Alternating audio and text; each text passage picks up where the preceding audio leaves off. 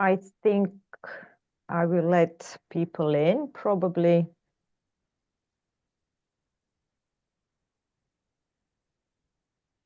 Please.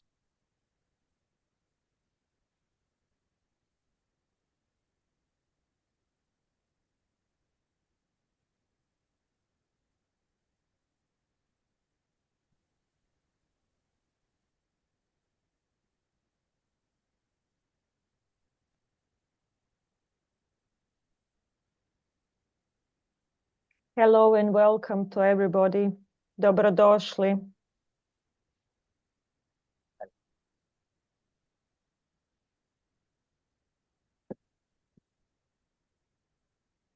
Evo, ljudi se još priključuju. There are some more people coming in. So if you don't mind, one more minute, we will wait and then we can start with the debate, if that's okay with everybody. Yep. Thank you so much.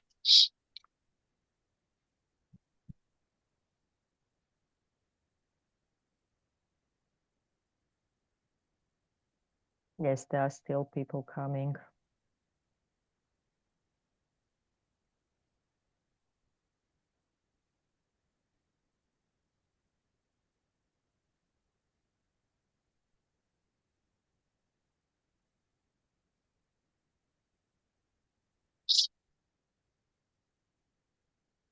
Mm-hmm.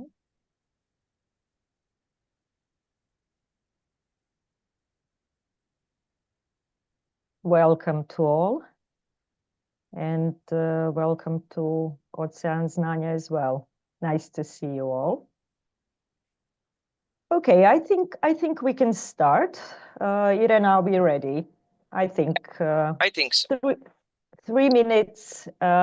It's enough to actually have those last minute preparations, as we said, to come in, and we will, of course, I will let everybody in if they join us later. There we are. We have some more people coming in. Well, welcome to our fourth and last in the series of Transborder Debate. Today, we are going to talk about the role of young people in shaping the future of the Europe. Actually, we will go more in depth on how to encourage youth participation in policy making and civic activism.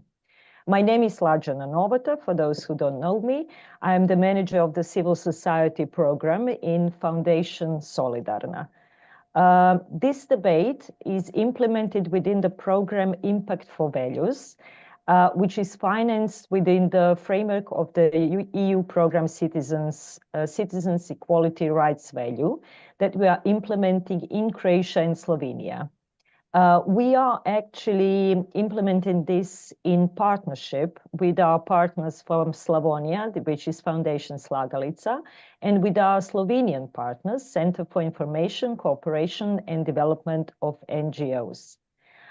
This is a re-granting program, but it's also very strong in the capacity building.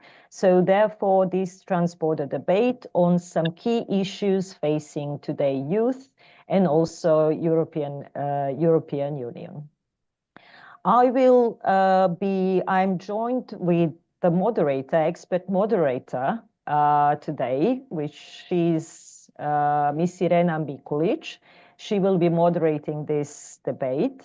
She's coming from PRONI, Center for Social Education. She is the manager of the education department, and she will be leading the whole debate. Also, we are today on this debate, we will have translation for all those who would like to listen to the debate and, of course, participate in Croatian and Slovenian. I will tell you now the technical details. If you have either more or interpretation, a little globus, and if you push the interpretation button, you will see that you have either option of English, Croatian, or Slovenian. So feel free to choose the language in which you would like to participate in. This debate is streamed on YouTube and Facebook also, and it is also recorded. I hope this is okay for you. It is recorded and will be a material for later, for the discussions, for looking through it, and as learning material. So everybody welcome, and I will give the floor and mic to Irena. Irena, there you go. Good morning, everyone. My name is Irena Mikulic, and I will be the moderator of today's transborder debate that will deal with the topic of role of young people in creation of European future, dealing with the role of young people and mechanisms of their participation in youth policy development on local, national, but also EU values. And therefore, today we would like to share the experiences and experts' reviews related to mechanisms, how young people can participate and advocate towards processes of youth policy development. The questions will be oriented on mechanisms, how to encourage them for successful participation, for their engagement, and what we can do to improve their position and role in these processes. As well, we would like to share some overviews of possibilities, of course, and challenges related to participation of young people in the youth policy development. Of course, at the end of the debate, we will have time for questions from the audience. So I'm encouraging you to also not only in that part, but use chat opportunities both here and on the Facebook if you want to share some comments or if you want to put some questions for our dear guest speakers. The debate will last for maximum hour and a half, and then we will have the questions for the audience. But also some more details if necessary, some contacts or clarifications on topics. So after the debate, you are also very welcome to, of course, contact Zaklada Solidarna, who is organizer of the transborder debate, to ask if you want or to clarify something. Related to the topic of our debate today, the term public policy appears in the meaning of a rational public activity to solve social problems, and in the meaning of the political scientific sub-discipline that studies these activities. There are two levels of understanding the policies. Especially, I would say, on the Balkan region, we are very good in understanding wrongly the politics and policies. So there are always debates about those two levels. So when politics is understood as a struggle for power and when it is understood as an activity to solve social problems. Today, we will, of course, deal with this part of solving the social problems related to young people. A fundamental difference arises when a specific content is added to rational public activities for solving social problems, such as social, educational, cultural, or tax policies, etc. When one moves from the general level of policy development to the level of adjectival policies, let's say like this, which are at least nominally aimed at solving social issues. So the term policy refers to the aspect of politics that is centered on solving problems, not the struggle for power. The choice between alternative ways to solve these problems, not the creation of political patronage or any other ultimately rational, not an irrational view of political life.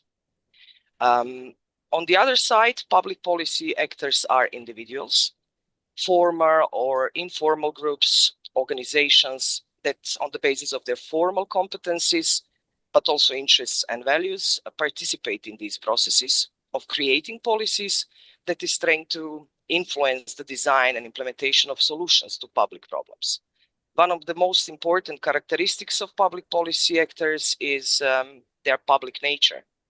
The statuses according to which they are classified as state and non-state actors or formal and non-formal actors. I will not go through the details, of course, of types of public actors, but there are various. They are, as I already mentioned, formal, which is connected mostly to legislative, to some functions in the government, etc., public administration. But also on the other side, we have the non-formal actors or stakeholders who are participating in the policy development, which includes individuals, which includes citizens, voters, mass media even, research organizations, economic actors, and all kind of or variety of civil society actors. The question is how youth policy development is understood and where are young people in this process. So therefore, today in this Zoom panel, we have guests whom I would like to introduce first of all to you.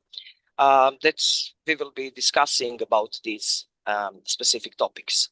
So with us today is Mrs. Alexandra Beweis from Austria, from Vienna. She's a youth worker, or let's say former youth worker, or this is something that doesn't expired, maybe. And over the last 30 years, she has been involved in a different youth information work, open youth work platforms, youth policies development on local, national, European level. She was a member of the team who led the participatory process towards children and youth strategies for the city of Vienna, which is the point that we will be putting more accent on this to see how interactive approach to young people can involve them actively in creating such an important thing as the budget for the activities in the city of Vienna, which we know that is very, very developed city. Now she is the head of the Wien Extra Department Stadtbox, if I correctly pronounced, an experimental space, which is for me very interesting for children and young people to think and discuss about life in their cities, which is the model that is usually tried to be tested or to be adjusted to different societies, but some are more successful, some are not successful, of course.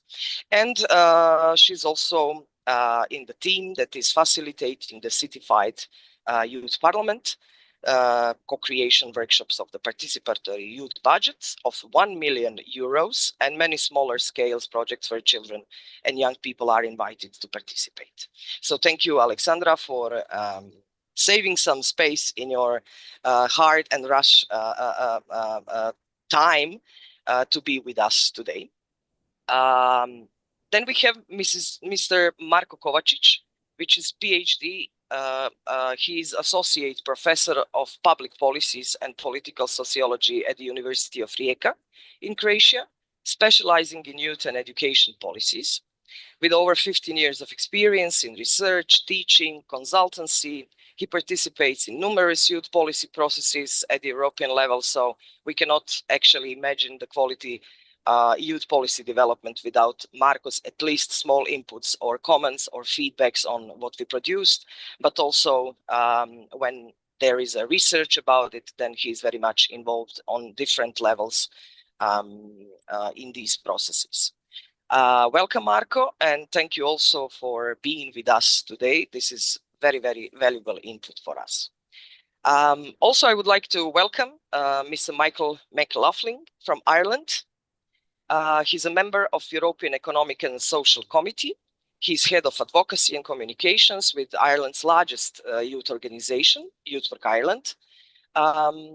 There he is responsible for policy, advocacy, communications, and lobbying.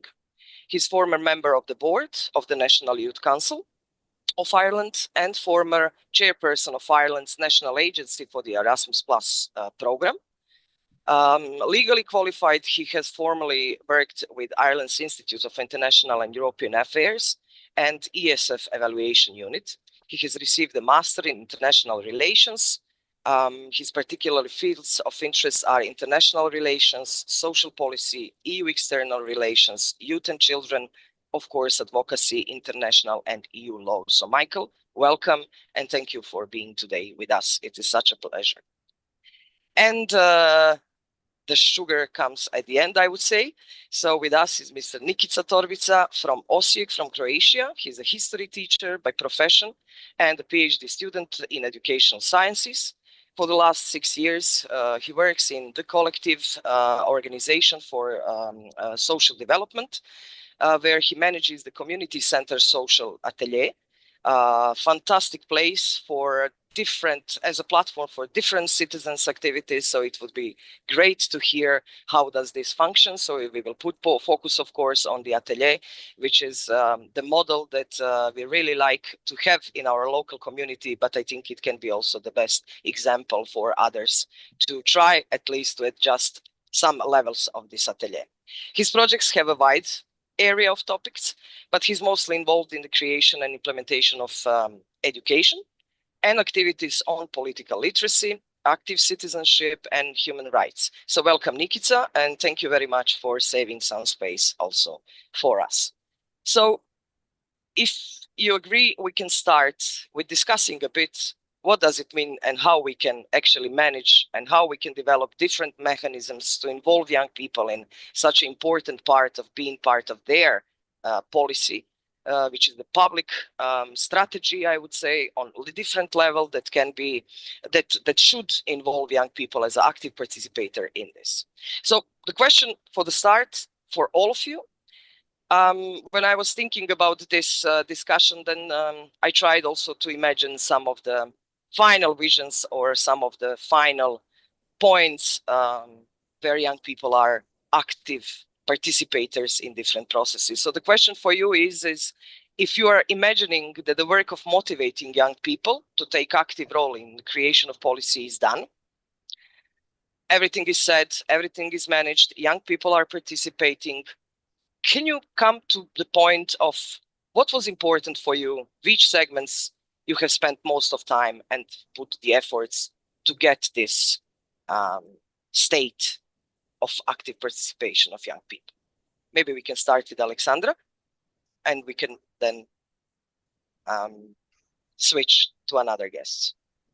Yeah, thank you, Irena. Hello, everyone. I'm very happy to be here and share our experiences from Vienna. I think that one of the most important parts that we have to focus on when thinking about involving young people is the fact that we really give them possibility to have an impact, that it's not only asking their opinion, but it's also acting on what they say and what they want. And we have now for 5 years the Children and Youth Strategy. I will later be able to tell you a bit more how we did get there. It was then already very important that the mayor was very much behind this project and wanted to hear what young people have to say. And in the last 5 years, we have seen that the limits are always there where changes have to be made that are not what administration or politicians would have wanted themselves. So I think that for me, that is one of the crucial points in youth participation. Thank you very much. And maybe even the hardest point is to create impact. And of course, young people often don't have this power to create the impact, unfortunately. So this is a very crucial element that you were mentioning. Michael, what do you think? Thank you very much, Irena, and it's really good to be here. I think if I was to say where would I have spent most time to bring that about, it wouldn't be with the young people, because they're most of them are kind of ready and interested and motivated. It's with the kind of the system, whatever system that would be, government, local government, ministries, parliamentarians, civil servants, and kind of bureaucrats, because this kind of work, I think as someone who's been involved in it for quite a while, and I'm not young, but I've certainly been involved in trying to make it happen. It's actually not that easy. And it kind of frustrates me when people think it's easy. Oh, just get a few young people, put them in the room there. There's a lot more processes behind that. You have to understand where different young people are coming from. You have some who are really ready to go. You know, they're already involved. They're just keen. They might come from more advantaged backgrounds, maybe, and then you maybe some people who are disadvantaged backgrounds who find it harder. It's not always the case, but that might be the case. But the biggest obstacles are always on the other side of the table, to be frank. I suppose we're a youth organization, so I suppose we're naturally bringing people together, and we're naturally getting them ready and preparing them and making sure it all works and get the right people and all this kind of thing. And we struggle a bit. It's not that we need resources and all that. But I wouldn't worry too much if someone said, can you have 10 young people in with the Prime Minister next week? We'll do it. We'll have them ready. But getting that ask will fact, we've never got that ask. Once or twice we've been asked to see officials there, but never the person themselves, for example, which would be quite interesting, you know. So I think we've got to work on the other side of the table. We need to get people in positions of authority thinking a bit differently, that as was just said, it's not just about having a few people in a room, it's about being open. What we're doing at the Economic and Social Committee is one example. We're working with many youth organizations on this. We call it a youth test, where young people look at all the EU legislation coming down the line. Not all, sorry, some of it, because we can't do all of it. But we select particular ones that might be relevant. And we have the young people literally in the room sitting next to us, okay? So they're at the table. It's not just, sometimes you have an advisory group of an advisory group and you're 5 steps removed. I think we have to have people actually at the table. And then to flip it then to the young people as well, what I'm doing more of now is explaining to them what the process is, that you're not going to be in charge tomorrow, okay? You're going to be at the table in the same way as other interest groups are at the table, but you're going to have a similar influence to the other interest groups, because nobody gets all their way in politics or in decision making. Nobody gets everything. There's compromise, there's trade-offs. But some of us, and if you look at you did mention actually I'm a lobbyist, and I increasingly, that used to be a dirty word, you know, because you're with big tech or tobacco or something, which I think I would never be with. But I increasingly say we're lobbying for a good cause. We're progressive lobbyists. So, and I have to kind of get that into the heads of young people too, because you're really up against it. Because a lot of the other interests, if you're looking at, let's say, the environment or public health, you're up against a lot of other people who are looking for something different. So we tend to have a lot of idealism in young people, and it's a terrible thing to say, but sometimes I have to temper the idealism and say, look, guys, you do understand you're up against other interest groups here, and you've got to get in there and be as good as them sometimes. And that's a lot to ask if you're still a student, if you're still doing other things. So I think predominantly the change needs to be on the other side of the fence, but we probably do need to be a little bit more sometimes focus young people on what can and can't be done, and explain the process. Don't say you're going to achieve everything tomorrow. And I think at the European level, we're often guilty of that. Come to this meeting and you'll have a huge say in the future of Europe. That's an impossible promise. We shouldn't promise. We shouldn't lead people up to a hill and then they have to go back down the hill again, because they were, and I've had it so many times with young people in youth groups I work with. They say, remember the meeting we went to there 6 months ago? Whatever happened with that? Whatever became of that? And sometimes, well, you see, I went into a committee and they took the report and so at least tell people that in advance. Okay, this meeting is an advisory meeting. This meeting you're going to meet the MP. This meeting you're going to meet a civil servant who might do what you want, but they have other groups to talk to. So I think give the realism to the young people and help them understand that.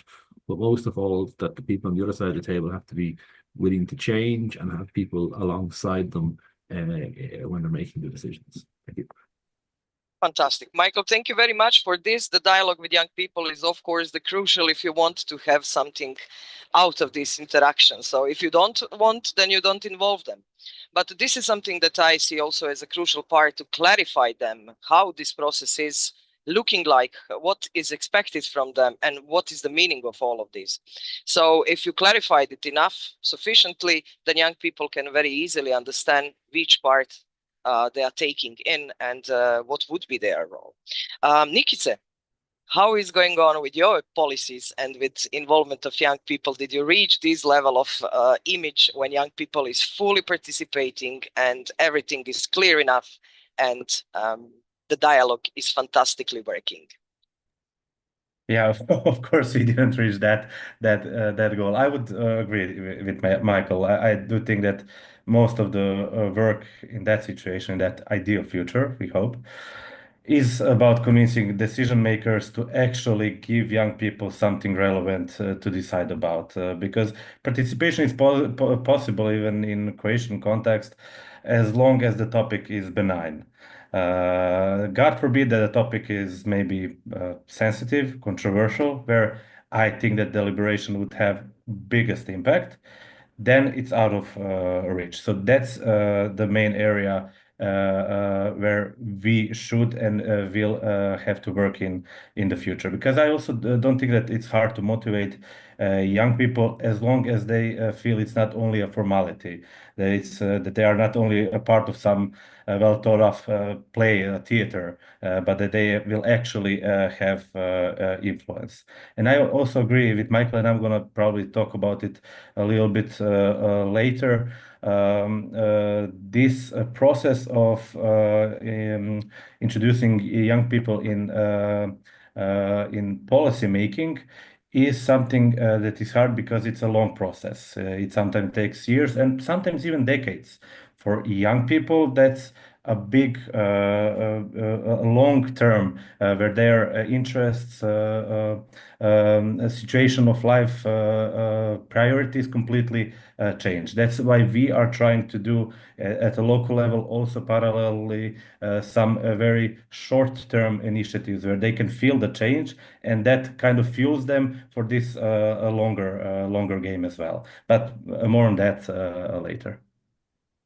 Thank you, Nick. It's a lot. We will switch to Marko, of course, but there is something that you really importantly said, and it's a relation to their needs, to their interests. So young people like to participate in any kind of activities, in any kind of processes, if they see the relevance. So this is maybe something crucial out of this, what you just mentioned. Marko, you are really expert in youth policy development, not only in youth policies, in policies in general, but we are talking now about young people. So what is your vision of these segments? What is the most important to put accent on? Thank you, Irena. Thank you, 𝐶LAGALICA, and thank you, SOLIDARNA Foundation, for opening actually this debate. I think it's very important, just to have a very structured public space where we can share, our opinions. And I'm going to continue actually with what Nikica and Michael, but also Alexandra to a certain extent, actually pointed out. And basically, it goes in line with the idea of the public space. From my point of view, I think that we have to be aware, not all young people are interested in participation. Not all administration is not interested or disinterested in, allowing young people to participate. It's simply not binary. It's not black or white. And I think that we have to be aware of that. All of us who were or are youth workers or who work with young people in certain, structures such as education or social work, social care, whatever, we do know that, nothing is very straightforward when talking and trying to empower young people. From my point of view, if we want, just to engage young people in policymaking process, there are two things that we have to actually be aware of. On the one hand, young people do have ideas. They are creative, they are innovative, but sometimes, they lack reflexivity. So we do not know, whether they understand that, stuff that they're doing. For instance, if they're spending their time on Instagram or TikTok or whatever, Snapchat, this can be used in order to, just push for certain change. However, it is our job, just to make sure to create an enabling environment for them, to use their modus operandi, just to push their ideas onto the top of the policy agenda. On the other hand, we have to work, as Michael said, with, just decision makers, with people who have power.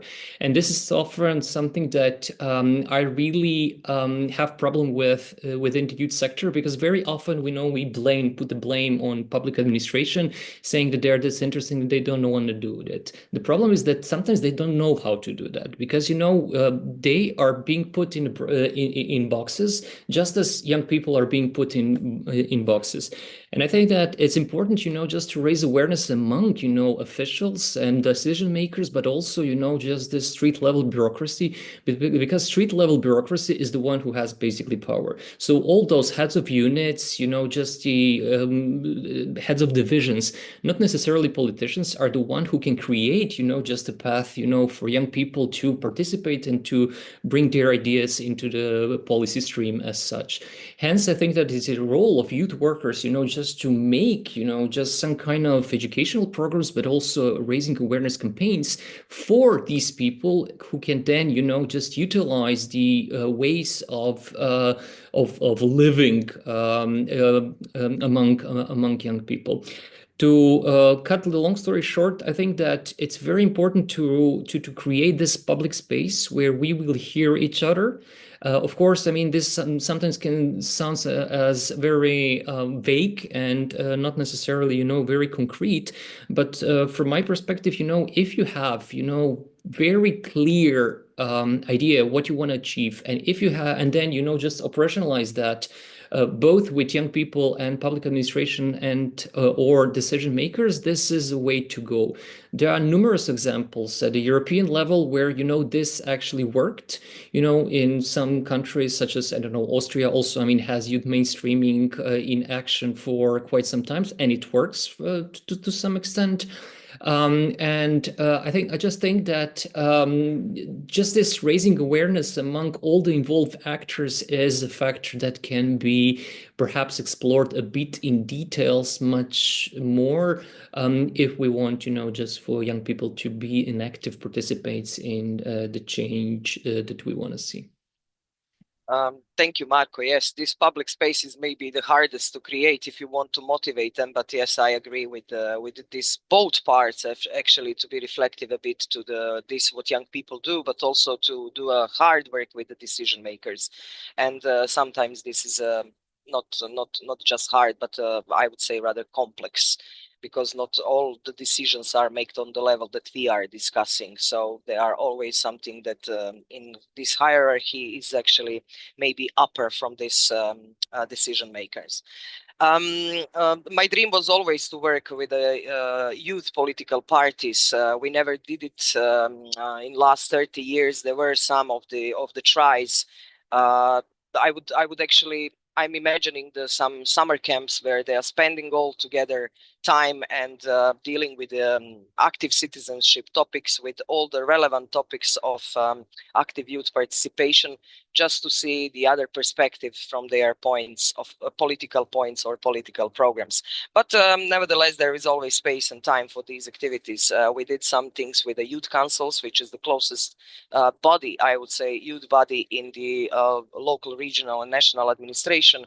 But unfortunately, without the role of decision making, which is then much harder to involve them. Nevertheless, let's see how does this function in practice. So we go now to Austria, we go to Vienna. Alexandra, you were part of the team who led the participatory process, we can really say participatory process towards children and young people when developing the strategy for city of Vienna, children and youth strategy for Vienna. How did you manage to make children and young people taking the active role in it? Before all, how did you manage to make them understand what is expected from them to be able to take a part in this complex process? And what I'm interested in, mostly maybe that can change some perspectives of our society as well, is why did city of Vienna choose this approach? Is it because of the people who are working there, or is it really something that is the value of the local administration? So if you can please introduce us with this process, what does that meant for city of Vienna and their young people, of course? Mm-hmm. Well, it's already a long time ago. We're talking about 2018, and looking back at it now, it seems another world, actually. Well, for us, it's very fresh still. Yeah, but all the changes that happened afterward with the pandemic and the war in Europe and everything. But it started with a visionary politician, actually, who took, he was a counselor for young people, children and education in Vienna. And he said that he wanted to have a youth strategy and that he wanted it to be based on the wishes and ideas of the children, of the young people. And that was the main target. That also was coming a bit from the fact that Vienna at the moment faces the situation that 40% of our young population cannot vote because they do not have the right citizenship. And as a city, we have to face that, but we cannot change it because it's a national law that we're talking about. But the city decided to look for ways of involving the children and young people that live in Vienna, that are Viennese children and young people, in other ways than by formal elections. Even if we can vote already at 16 in Austria, still there's 40% of the young people here in the city who cannot vote. And that, of course, excludes them. So the idea was to look for a way to involve them and to make them see that they have an impact on what happens in this city, how we shape this city. Can you just shortly describe what I would say categories or social statuses of those young people we are talking about? These 40% of people. Well, it's young people who are, many of them are born in Vienna. Of course, there's also an increasing number of young people coming freshly to Vienna because they are fleeing from Ukraine or from other parts of the world.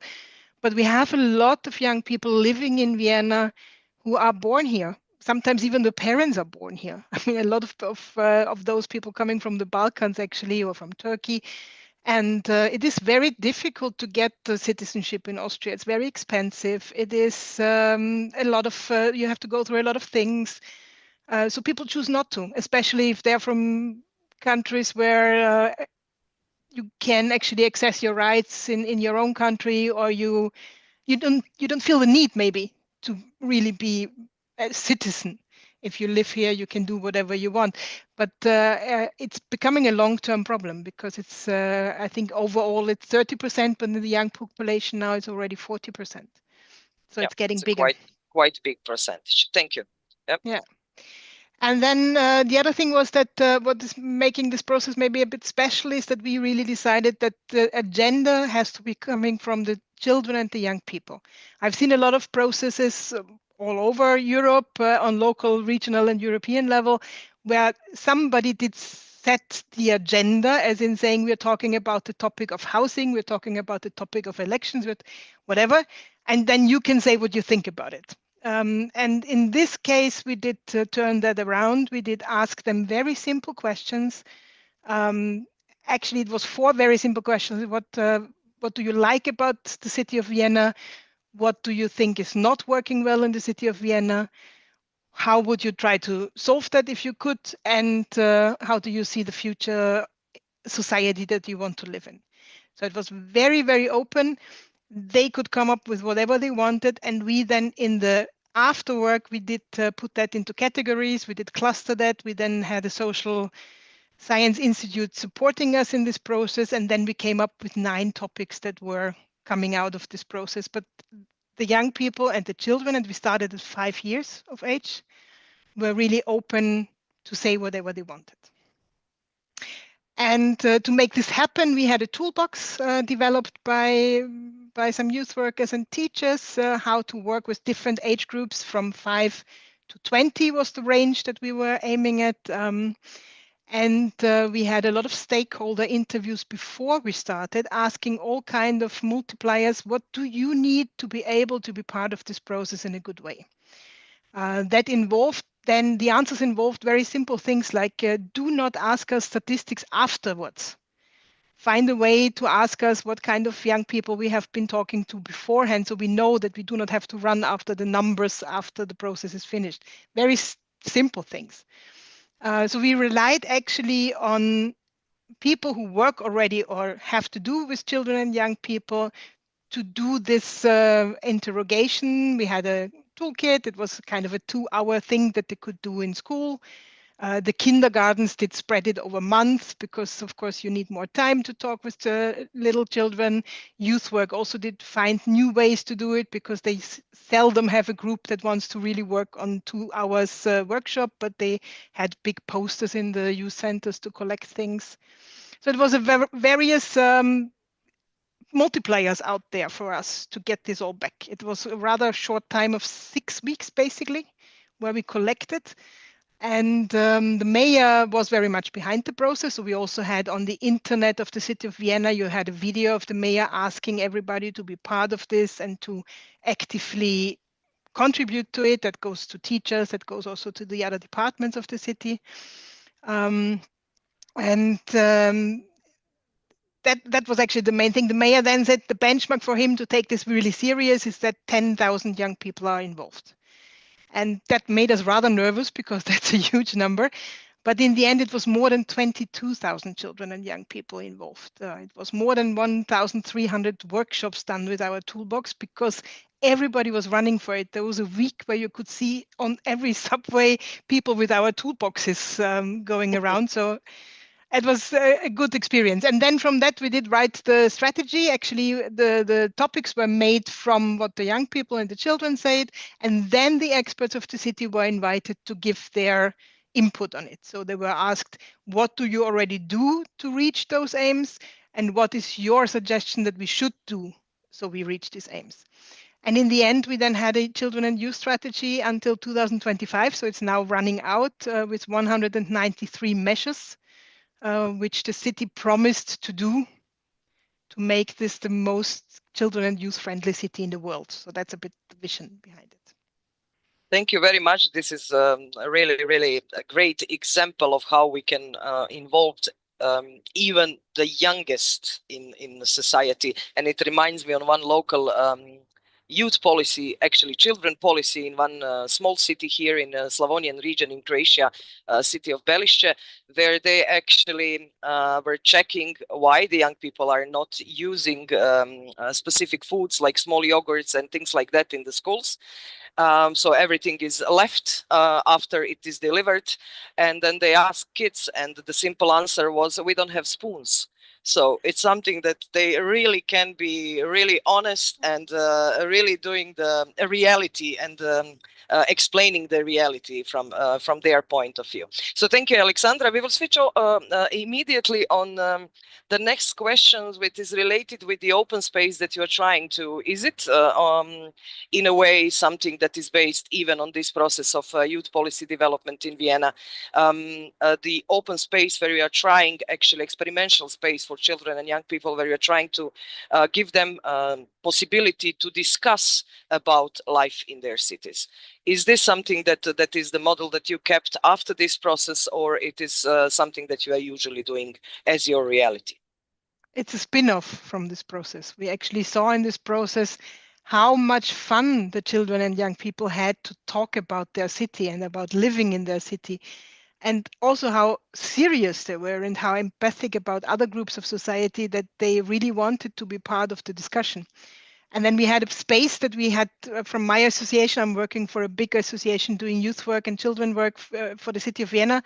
We had a new space that was to be created in an outer part of the city. And we decided, let's try to dedicate this space to discussing with children and young people about Vienna, all different kinds of things that you can imagine.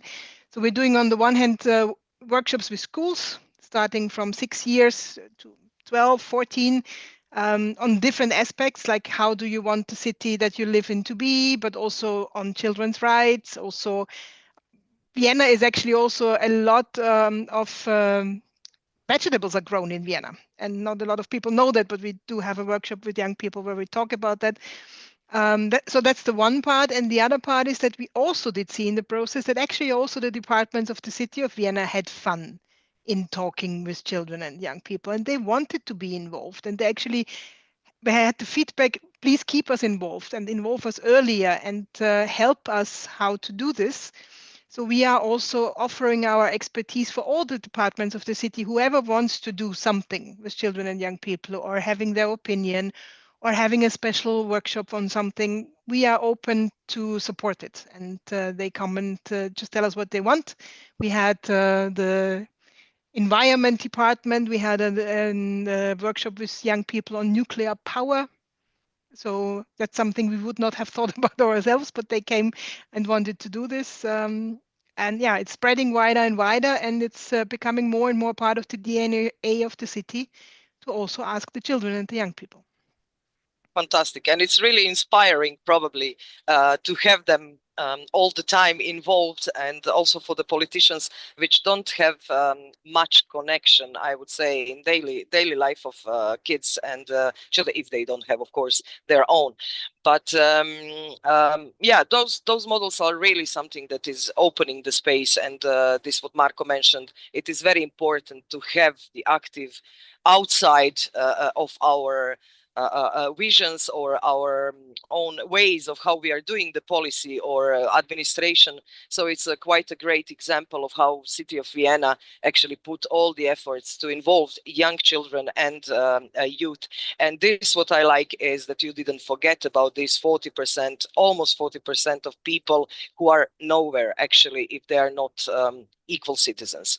Nikice, related to the citizens, you have great model of open space, and this is Social Atelier in the city of Osijek. This is the program of the Collective Organization for Social Development, and it is meant for co-creation of different programs with citizens and their actions in community. Why this is important, and how does this community center function? Can you tell us a bit more? How do you make, or how do you motivate citizens to be co-creators in your programs? Yeah, thank you, Rena, for this question. So yeah, Social Atelier is now around 3.5 years. And we actually, from the beginning, we knew that we wanted this space to be participatory, to be citizen-led, not only youth, because we don't work only with youth, although youth are our biggest target group. So we started with, back when we envisioned it, when we found the space that we would renovate and eventually open as a Social Atelier, we did survey and focus groups with target groups. And with that feedback, we developed our actual program. Of course, that was only the beginning, and that's not the participation that we envisioned, just consulting citizens, but we really wanted to involve them in co-creation of activities. Just to note on what Marko said, not every young people wants to be at the level of maybe partner and co-creator. It's okay also that they are sometimes participants in some activities. So we still have around 30 to 40% of the activities where you can just come to an education roundtable, exhibition, etc., learn something and meet new people, and that's completely fine. What we do in a more participatory way, the first part of the activities that are also in Social Atelier are basically the activities that also other NGOs, public institutions, and maybe in the sense of participation, most importantly, citizens initiatives do in our space. So we provide the space for others as well. And I said mostly important for citizen initiatives in the sense that there are many initiatives that are not legal entity and that really are lacking a space where they could have their activities, so they use our space. That's one part of the co-creation. What we are even more proud of is the part that we do have this envision in long term to kind of be a mentoring hub for active citizens. So we do this two ways. First off, a lot of our projects have this participatory part written in them, and if we are having some education, for instance, we had education 2 weeks ago, and we did not only do this education for the young people, but we included 8 volunteers in co-developing first the curricula and then also co-leading sessions of that education. So they were a part of the young people that were participants, and 8 of them that were co-leading the education. And there are a lot of these types of activities that we do with our volunteer club, where we meet every couple of weeks, and in like 3 to 4 months period, we find an issue or something that we want to address. We do a little bit of desk research or maybe communicate with some expert on that topic. And then we brainstorm, envision an activity or event or a program or whatever. And we try to do this at the community center. And the long plan, the long-term approach is that we would like to have more and more citizens that come with their ideas without our initiatives, especially young people, that they come and say, we have this and this problem, we are motivated to act, but we maybe lack some concrete competence, we lack some support. Could you help us with this? This is more and more also happening, and that's what we are proud of. We knew if we initiated enough partnership, that in the long term will become sort of a focal point in the community. When somebody says, I have an idea, where could I do this? Yeah, did you hear about Social Atelier? They do this, and this. So this is the long-term plan, and this is something that is happening more and more. Of course, it's not all rainbows and sunshines. As we are completely project funded, so we are not a public body, we are not an institution. It's sometimes hard to write this participatory stuff in the project. In theory, it's not. Every European project wants to see participation, etc. But project cycles do not necessarily align with the community needs at some point. And it's really sometimes hard or challenging to fund these type of activities. But we are adapting and learning as we go. And you asked me, why is it important? I mean, there's a big, we could debate about that alone for 2 hours. But to keep it simple, from my perspective, why I am doing this is kind of to restore hope to the citizens that we can be a part of the change, that the society is not static and beyond our control, so to say, and to build this long-term capacity of the community where we live to resist crisis and sort of to revitalize the community so that they have hope that no matter what the current state of the community is, that future is gonna be better, and to motivate them to be a part of that, change.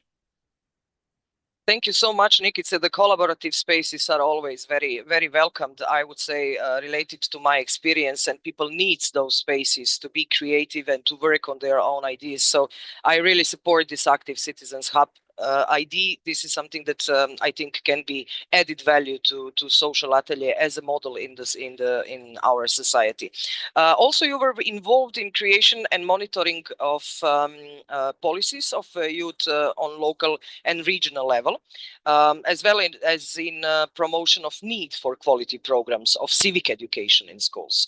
That is something also on the track what we already mentioned, the education not only of the young people but also decision makers, but this is something related to the school system, and this is something that we are all trying to do in our communities in Croatia, at least I guess also wider. So how does young people react on the term civic education today in Croatia? Is it clarified enough for them? And do they see its relevance and point? Can you describe this process a bit? Because you are also trying to involve the academic community in it, as I know. Yeah, right now on this topic, I'm a little bit more cynical and pessimistic. Unfortunately, now I'm in this topic long enough to see some trends and changes. And I mean, just as a disclaimer, I mean, young people that come in Social Atelier and participate are not representative sample of young people. Okay, they're mostly young people that are already interested in these topics of active citizenship, of political literacy, etc. And they do see the relevance of civic education. But unfortunately, I see like this change in the last 10 years, that there are less and less mentioning civic education as such. They say, I want to learn more about politics. I want to learn more about human rights. And they usually ask, why did I not learn this in school or university? But this term civic education is popping up less and less. And I think that's because it faded from public discourse in Croatia. We have now like 7, 8, 9 years ago, it was one of the key educational topics in public space, civic education. Now, I don't feel that it's any longer in that way. And we have young people that went through education, had civic education and intercurricular subject. did not really experience civic education, and they do not know that this is even an option for them. So they do see the relevance, but the term is not used as it once was. What I am grateful for is that they do see civic literacy, political literacy as fundamental life skill for 21st century, and that's maybe the key basis for advocacy in the future, to involve youth who are aware of the importance of civic education, although they do not maybe call it that way, and to also involve educational experts, both teachers and faculties of educational sciences, because it's very important that this fight for civic education is not only on NGOs, because the public is a little bit skeptical sometimes towards us. So this has to be a common topic of both NGOs. Of course, we are still in that story, but also youth, of teachers, of faculties of educational science, and the wider public. So that is important. And just because you asked me about the academia, I mean, I do see even there what's the status of civic education in Croatia, because some of them are interested because that would the content, if they would introduce this content into, for instance, Faculty of Educational Sciences, it would be sort of to differentiate themselves from others, to position themselves as someone who is thinking about their broader role in the community. And that actually speaks enough about that we still don't see civic education as basic or fundamental requirement for teachers training, but as an added value. And that's something that I see problematic.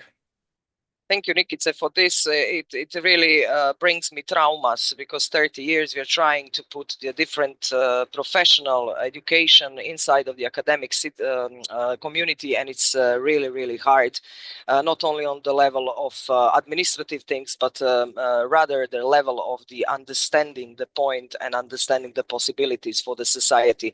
I remember the Netherlands. I spent a lot of time in the Netherlands in last 30 years, and what reminds me this, what you were talking about, is active role of young people taking things in their hands. There were a small community called Wageningen in the Netherlands. In 1993, the kids in the secondary school, not kids, but young people in secondary schools related to the war in Croatia, decided to help some of the communities here. So they adjusted and they integrated the whole new subject in the school program, official school program called a Laslovo project, which was in 1993 something top, something very innovative even for the Netherlands, but also something that is proving how young people can understand better the youth participation in helping development, or in helping democracy, and helping in that meaning not only refugees but the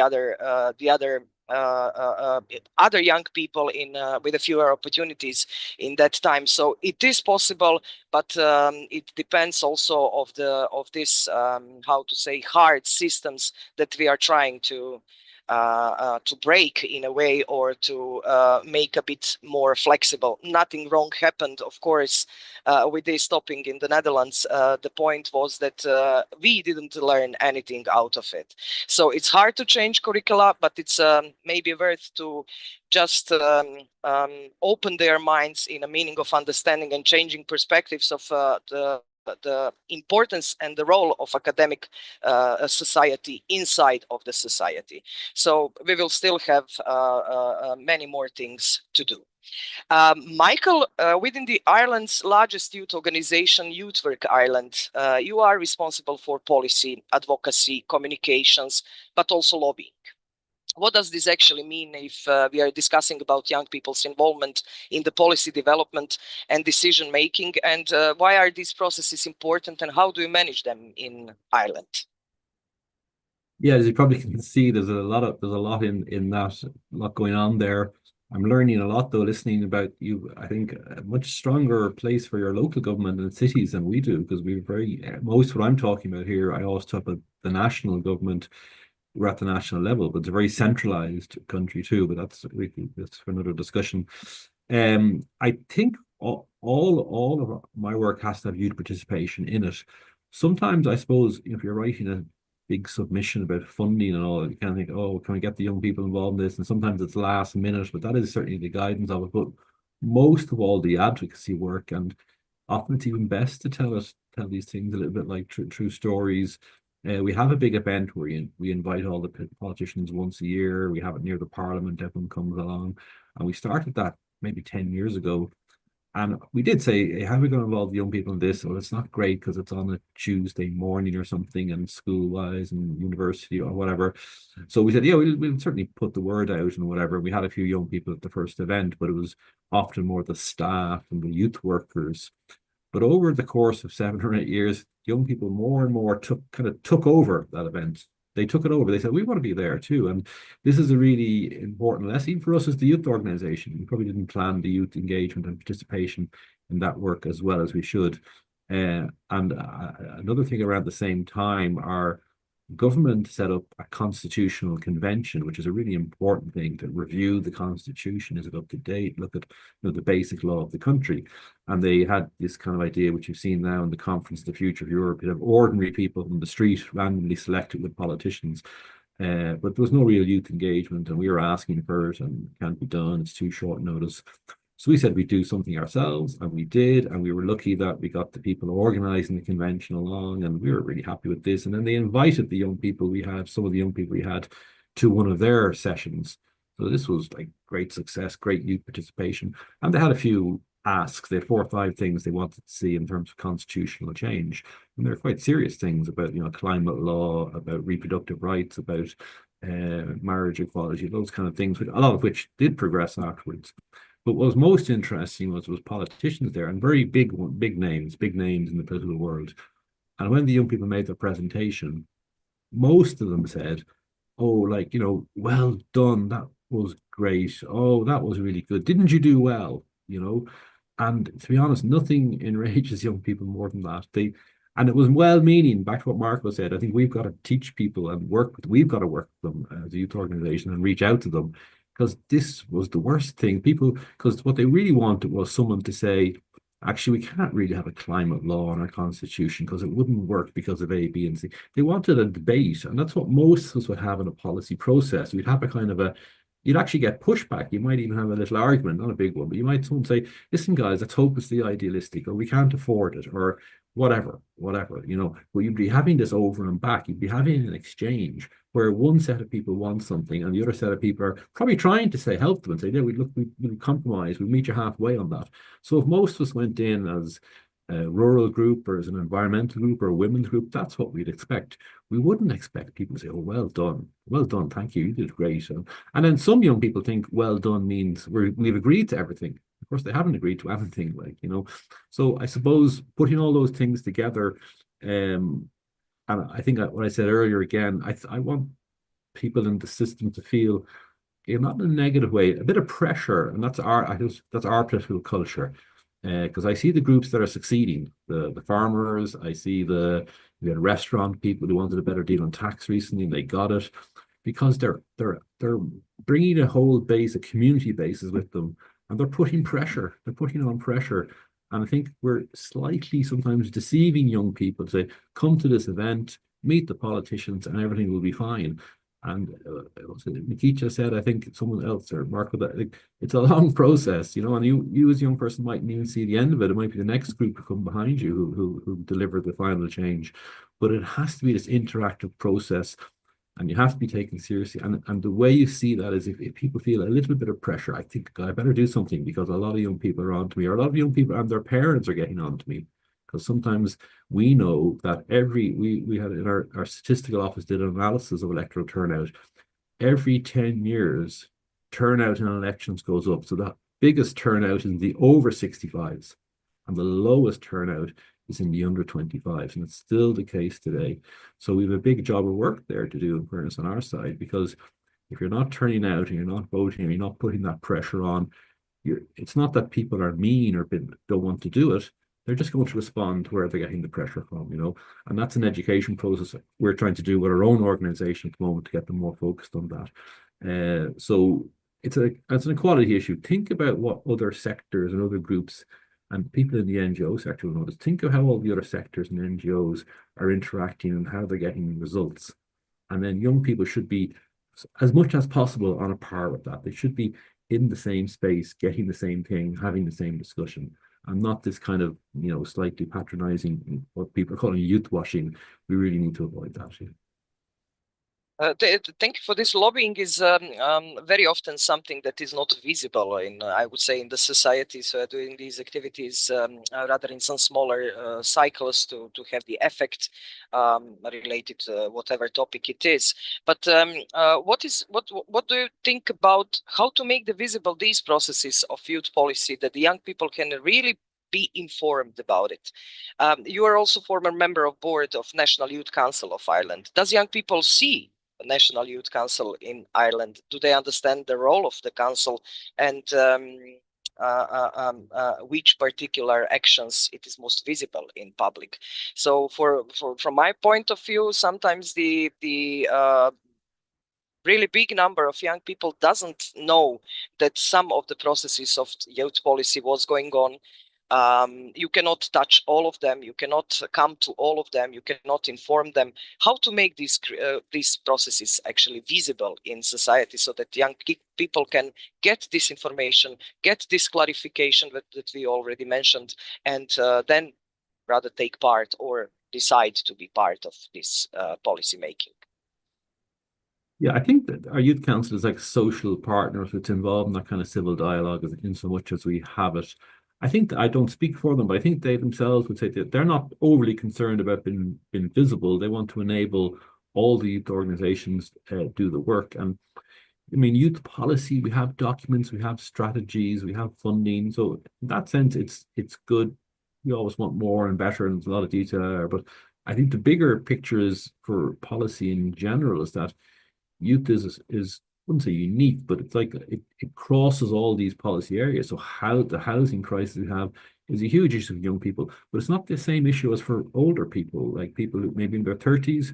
We have a culture of buying your house, just that's the way it is historically. But young people aren't going to do that for a while. They're going to rent when they're young. And there's huge issues around that, how the rental market works, how the rights they have don't have the same rights as other people. So that's just one issue that we have to work on. It wouldn't be our youth ministry, it would be the housing ministry, and we're not so well maybe embedded in all of those places. So we have youth policy as in the youth work and the funding of the youth organizations, but then we have what we call youth interests, I suppose, which could be health, education. There's a lot of them, and for small NGOs to cover them all is difficult. So we're not too worried about what organization does it. We try to do it. We have a culture and a history of it. Others do it too. We have some structures that the government has set up. They could be better. The main thing is that we see young people in the debate. We see them at the table. I think we take it on a lot more than others. Maybe we push it a lot more because we feel we don't see it enough. But we're not hung up on us or the Youth Council getting the credit or anything like that. I think the main thing is that happened. I see that very much at the European level too, like at this European Youth Conference at the moment. And there's loads of people who've had all sorts of journeys to get there. And that's all. As long as someone is helping on the journey and the journey has been made, I think that's the main thing. And I may have to leave in about 10 minutes, apologies, yep. So I mightn't get back again. But all the best. I'm contactable through the organizers, of course, no problem. I will shortly come to you before you leave us.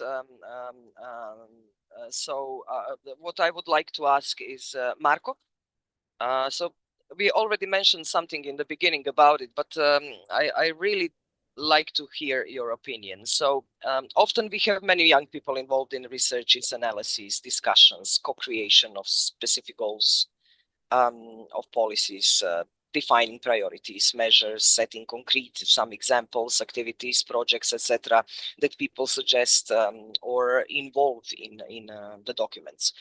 We also know that once when a document is created, it needs to pass all necessary administrative procedures, public discussions, decision-making and acceptance on the topest level. But then nothing happened. After that, often nothing happened. So how we can change it? You have huge experience in researching the youth issues, in the development processes of youth policies. Is there something specific that we are missing all the time? Why this is? Maybe this is connected also to the lobbying. Maybe it is also advocating part of the priorities. But we are very, how to say, tiny in this. We are missing crucial part, I would say, of implementation and following the implementation of the youth policies. Why they are not implementing, and what we are doing wrong in our societies?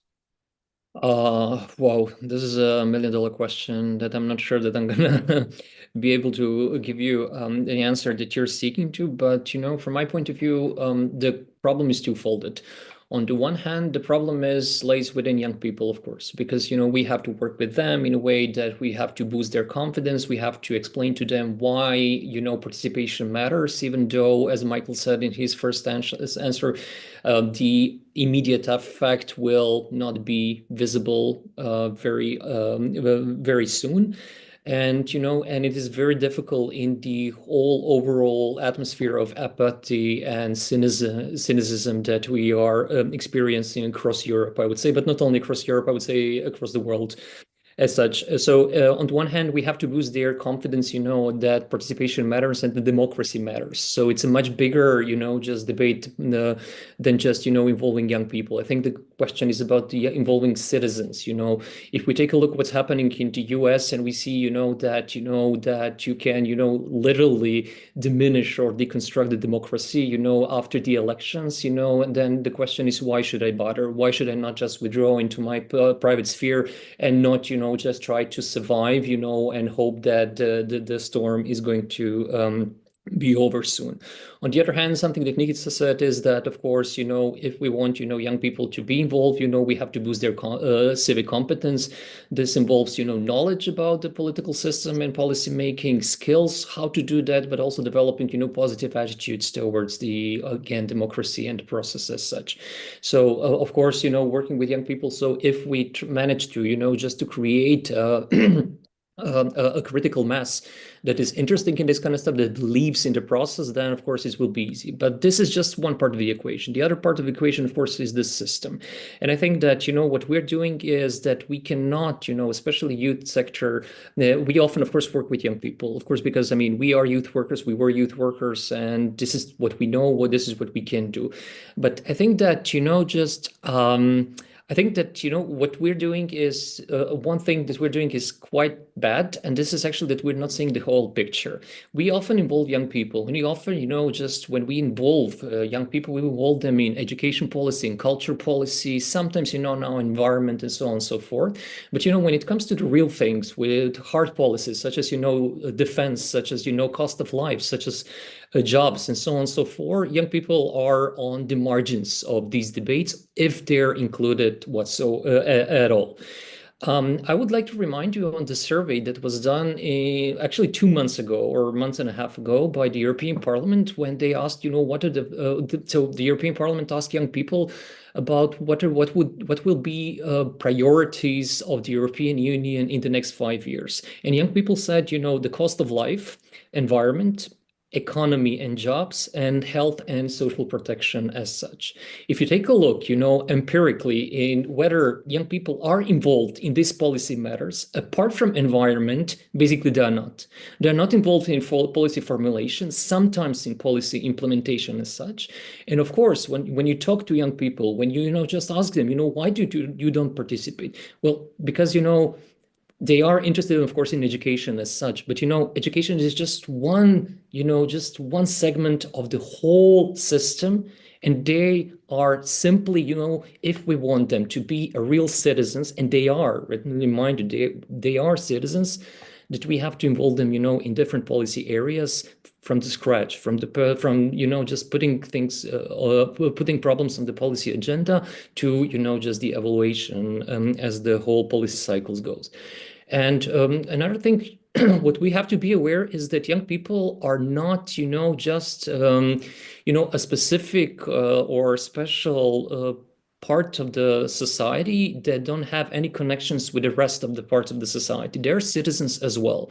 So they deserve to be involved in the things that matter. If they think that cost of life matters, then we should involve them. But what we do, very often, all of us, I mean, myself included, is that we ghettoize them. We just give them, space to participate about, just the development of youth work, youth participation, culture, and so on and so forth.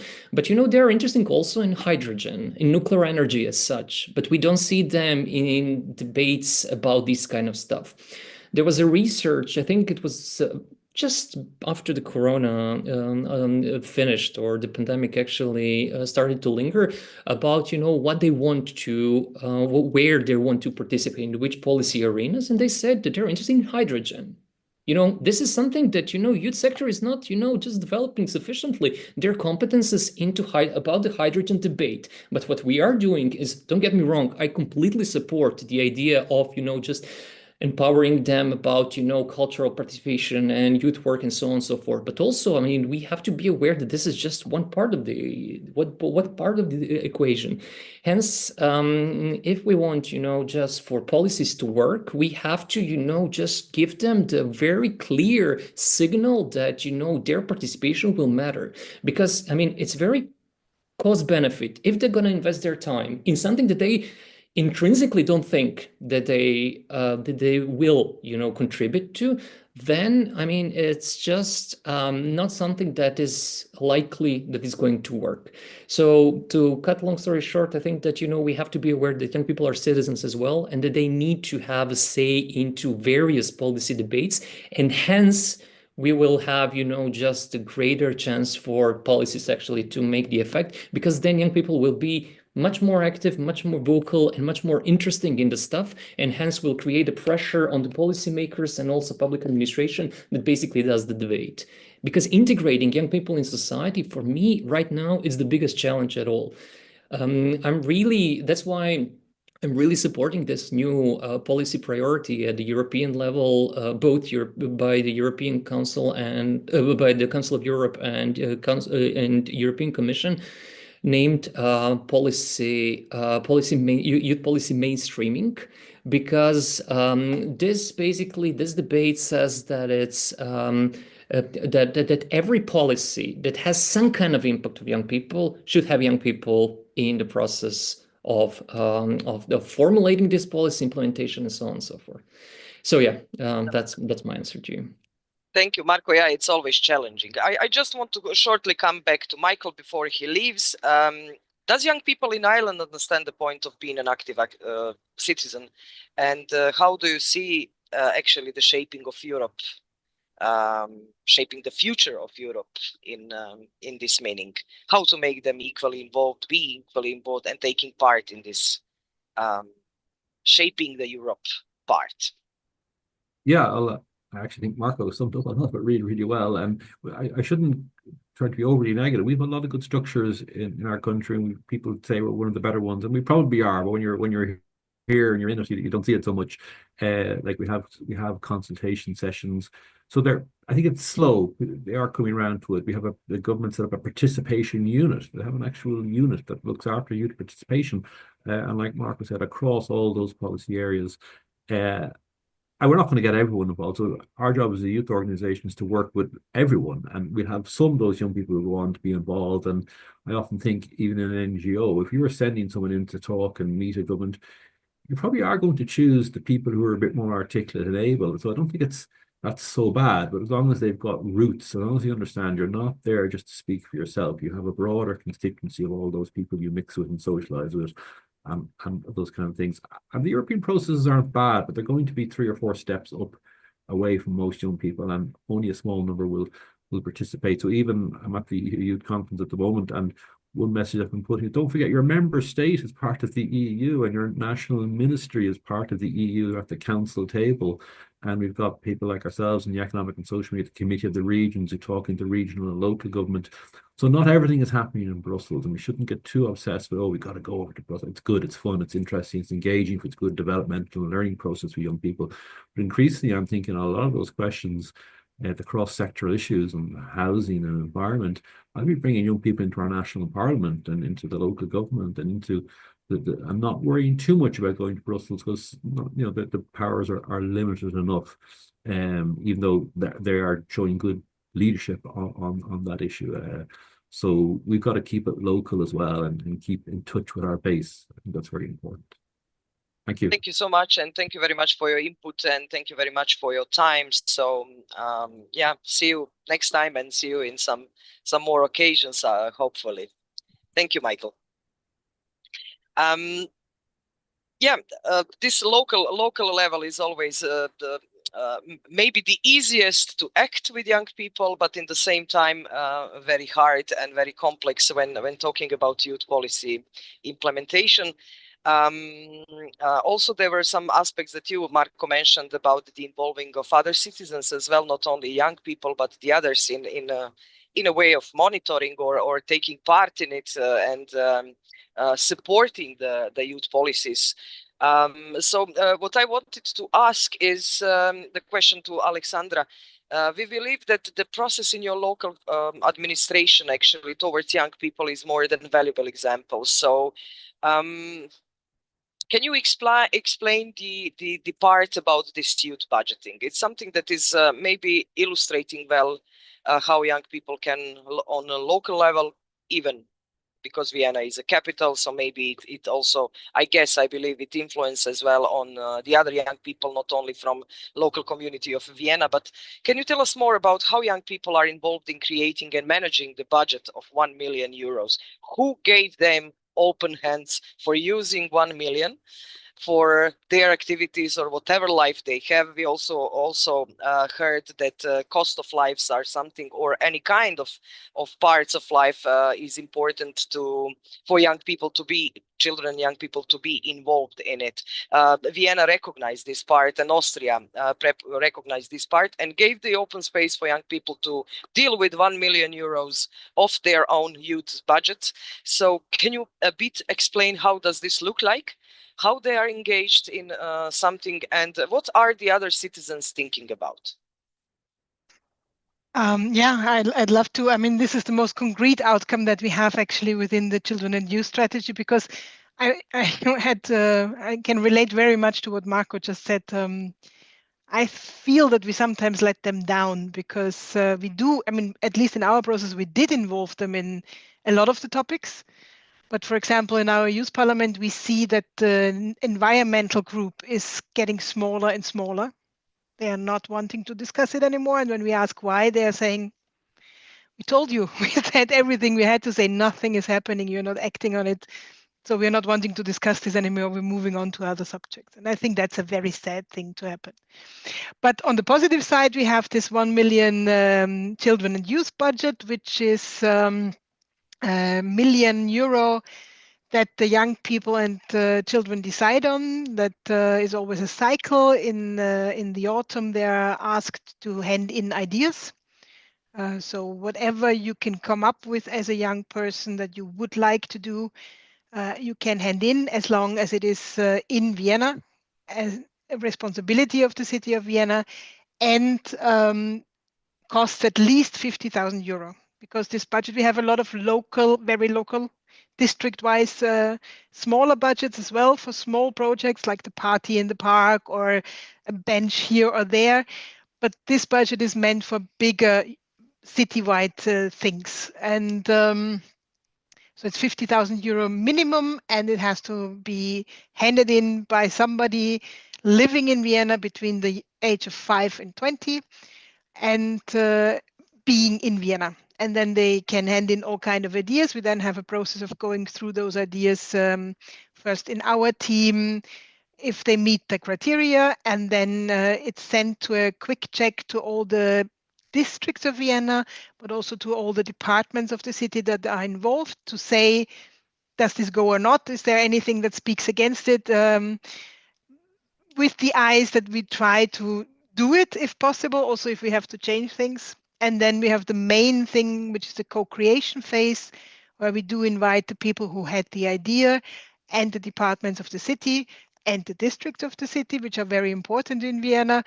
to come together and to discuss how this vague idea that it usually is can become a real project where we can put a budget on, where we know where it's going to happen, a concrete address, a place, if it's a place thing that has a place.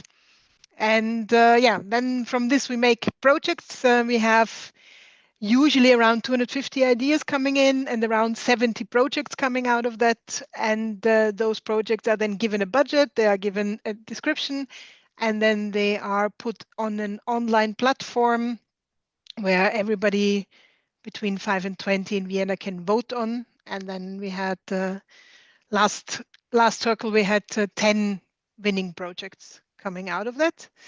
And also there, the idea or the sometimes you have the feeling that people think, it's going to be skate park and another park thing and some other fun thing. And winning projects were, for example, psychological help in the youth centers in one district of Vienna, or free menstruation articles for young women in different schools in Vienna. So it is very much more connected to a lot of other things and not only the fun and spare time idea that some people have of what young people mean. This is actually a fantastic way. Thank you for this input. This is fantastic way of creating what I asked Michael about, visibility of different ideas, the visibility of different social solutions. And it would be great if all the administration in the world can participate and involve young people on that way to vote for something that they need, to vote for the ideas they recognize as needed, as necessary, as interesting, as something that supports the quality of the life. Is it the idea also of that one visionary politician that was before, that you mentioned before, or it is completely other team of people who set this idea on with the budget? No, I mean, the initial idea did come from him, but he never implemented it because he moved on to other subjects. Okay. And somebody else had to implement it. I'd like to meet that guy, really, honestly. Okay, talking about local level, 𝐘𝐨𝐿, you are very much involved in many different processes in our local community, and thank you for this. One of these fantastic places or platforms for young people was Mlatforma, or is Mlatforma. Let's correct myself, is Mlatforma. The youth initiative in city of Osijek, where you try to engage non-formally young people in several activities, but also in monitoring democratic processes. For this example, we have the example of Mlatforma monitoring the process of elections, of local elections. Very important part, I would say, in democracy, but also in raising young people to act responsibly towards the policy and politics. So, for example, what you did is that you involved pre-election questioning of the candidates from different political parties. And also what you did is analysis of how much their programs are intended for young people, how much they are oriented on young people, and how much their priorities are oriented or focusing towards young people. How did you come to this fantastic idea? Was it hard to manage it? Because what relevancy you had as a group of young people or initiative, non-formal initiative of young people in city of Osijek to act like this and ask some politicians on a maybe top level to provide you with those kind of data and programs related to young people. Yeah, this is totally a throwback for me back when I was young. Yeah, that was. It was not so far away. It was a few years ago, so it's not just 5 years already. Yeah, that was an interesting episode. Okay, you had a lot of questions. I'm gonna try to answer them all. I remember that we started from a basic idea. Let's just read through the programs of political parties and see if they say anything about young people. That was an easy task because spoiler alert, they did not say much about young people, so the analysis of that was pretty easy. Young people were mentioned in education and sports, and more or less that's it. So then we, in rebellious spirits of young people, we bombarded the Facebook pages of these politicians and public debates. And then a couple of them called us, would we come to a meeting and discuss and so on. Then we choose, okay, let's do a serious thing.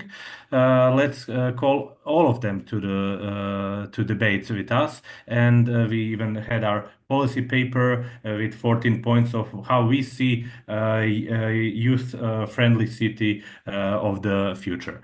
And I do think that we had, they did take this seriously, partially because they knew us, some of us from before, and we were already active youth. So many of us were either volunteering or working at different NGOs. So we had experience, we had even some social capital. I can say that Marco helped us with some parts of it. So even that is something that is like we were privileged to have enough people that could support us when we needed that. So we weren't an average random crew of young people just trying to do something. We were very well prepared, and they knew that, and they did take us seriously through that process. I think that even some offers of someone becoming a vice mayor were offered, which we politely refused. So it was very impactful, and later on, a lot of other people copied it. I know that NGOs from Osijek also had their own request after us. The environmental organizations, even the pensioners, they were all on that elections going and speaking with the mayors, potential mayors. So that was we kind of started a trend. What we did not think at that moment, it was about things that we in projects have to think, like scalability, replicability, leaving some methodology behind us. We did not know such thing, and that was a spur of the moment, a very very honest motivation for a group of young people to try something out. So that's something that is now hard to replicate because there is not much to follow up on. There is not much data in writing. And I forgot, there was some other part of the question. Sorry. Yeah, but basically you responded on all of what I had. So it's about giving them relevancy on putting the questions in front of those who needs to decide. But I would add to what we were discussing all this time. I mean, it's doubtful if this was actually in long term effective. The mayor that was elected, I don't see that he applied a lot of those things that he promised and that we talked about. And what is important for today's topic, and I think that it is very important when you involve young people in any sort of participation, active citizenship, that you that they do have the experience of actually influencing some change, some positive experience. That's what we are trying to do through social for their first active citizenship to be reachable, the results to be actually tangible.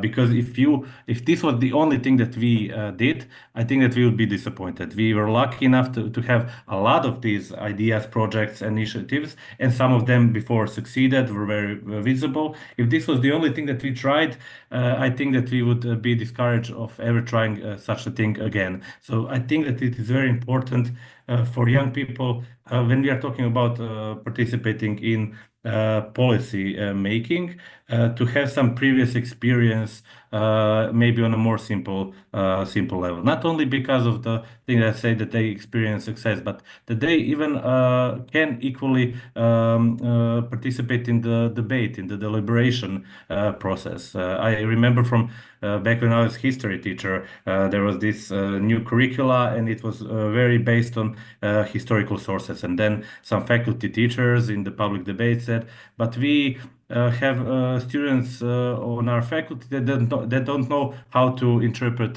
historical sources. Well, sure they don't, because they are meeting them for the first time. The same is with the participation. If you are participating for the first time in a very serious topic, you cannot equally participate, no matter how skilled the facilitator is. So I think that there is a big part has to be having activities, simpler activities, first participatory experience that will result in some tangible short-term gain to motivate young people to return, and maybe then endure a longer process of policy making. And let's be honest, not all processes result in success, and that's also okay. But it's very important that the first experience maybe is successful for young people to come back. Thank you, 𝐬𝐸𝐾𝐸, because I do believe, and my personal experience, when I was 16, I started to be peace activist, and then the other things are history. But what I wanted to say is the youth initiatives in particular moments are sometimes very crucial. So this, what you did through platform, not only that, but also hate speech on the walls in city of Osijek, and many other things, supporting also the Women's Day, etc., is something that is really important. But the point is, what I'm always sorry is that we are not paying attention long term on those who were initiating something, but we are rather changing the initiatives, or we don't have enough of people who can prolong these initiatives and continue to work on different ideas. So maybe this is something that we will have in some other moments, time and place, to discuss how we can support young people in very different local communities, the smallest and the biggest, to take active role, to be brave enough, and to better be motivated to stay and have continuous active role in our local communities. Our time is running. So we need to come back to the last question that I will put in front of you, and it's about how do you see the perspectives and how do you see the future of Europe related to young people, how they can be included in shaping Europe, and what does this mean for you, shaping the Europe as a process, or as a term, or as some final stage that we want to reach in the next period. So whoever, I think Alexandra, you can maybe start, and then Marko and then Nikica, we can make this round before we put the space and open the space for the questions from the audience. So how this shape of Europe is seen in your vision, and how we can better involve young people in shaping future of Europe. I don't know. I think this is a very difficult time to ask. Or actually, no, maybe not. Maybe never waste a good crisis. Maybe this is the moment to come back to the real values and benefits that we have from being in a united Europe, that we are, what it means to be together, what it means to make sure that we are, I mean, especially for a little country like mine, we are not on our own, but that we are in a European community that shares basic things about democracy, and that we all want to gain back those values. Probably it's the right moment to do more instead of being frustrated and shutting down. So I think we should involve young people, and I think on all levels. We are getting creative, how to motivate them, get their voices, making numbers, how many young people have responded. I think we are all a bit failing on the other part, where we have to feedback on the results, where we have to tell them what happened with your voice. I mean, sometimes I have the feeling it's a big effort to get all those voices, and then everybody's like, we did it. But basically, it's not even half the way. We have to get better in showing young people what happens with what they say, that it has an impact. How is the impact that it has? Things like that, I think we have to get better on if we want them to be involved in shaping Europe. Thank you, Alexandra. Yeah, we are all connected with the European values, but unfortunately on daily basis they often fail. So that's something that we really need to put accent on to get it again on the top. Marco? I think, of course, it's a very difficult question, not because, I mean, it's one of the wicked problems that cannot be solved, but also because of the specific period in time and in space, you know, that we are just encountering right now. On the one hand, we are having, you know, just we have two wars on our doorstep, you know, of the Europe. On the one hand, on the other hand, we have the infringement of democracy coming from the other part, from the West, you know, that is, and also, I mean, there are some allies of President Trump in Europe, you know, that are very much in favor of his way of doing democracy. Or democracy, I would say, I mean, oligarchy, but, you know, that's just me. And also, you know, then it's quite challenging, you know, just to preach about the importance of participation, democracy, and democratic European values because we still don't know about them. Truth to be told, in the last, I'd say 5 to 6 years, Europe has really, I mean, when I say Europe, I mean European Union right now. European Union has really done a lot for young people, you know, just, you know, trying to, you know, just to invest in youth policy, especially in youth work with European Youth Work Agenda. But also, you know, with just the European Year of Youth, I mean, youth is becoming more and more important, has become more and more important on the policy agenda of the European Union. Partially because of Greta and the whole environmental movement, because without young people, I mean, climate change would not be as high on the agenda. But I still think that that's not enough. If we take a look at the data, I mean, Erasmus Plus, which is a project that is, you know, within the European Union, it's a flagship project. It's the most successful project that there is, you know, ever since the European Union started, and it's still underfunded. You know, and this is something, if Erasmus Plus would be, you know, the program within the defense policy or economy policy, it would get, you know, 6, 10, or 70 times more money than it would. So I think that it's important, you know, just to create pressure towards the bureaucrats, but also, you know, not only towards the bureaucrats, but also towards the local and national officials and policymakers, because they can, you know, just change this this perspective that young people are on the margins. And how to do that? Well, on the one hand, of course, you know, just to invest much more into work. You know, when we work with young people, I don't think that we can, you know, afford right now when we do youth work not to be, you know, civic, not to be political, because it is. I mean, everything is political, and youth work is political, and it should be political, because without, you know, just channeling the ways how to do that, I think that our democracy is in jeopardy. But also on the other hand, you know, just constantly showcasing that, you know, that the resistance and that the pressure actually matters. If we take a look what's happening in Serbia right now, you know, with the protests that are currently going on for the last 2.5 months, you know, following the collapse of the canopy on a railway station, you know, where 15 people died and 2 people were severely injured.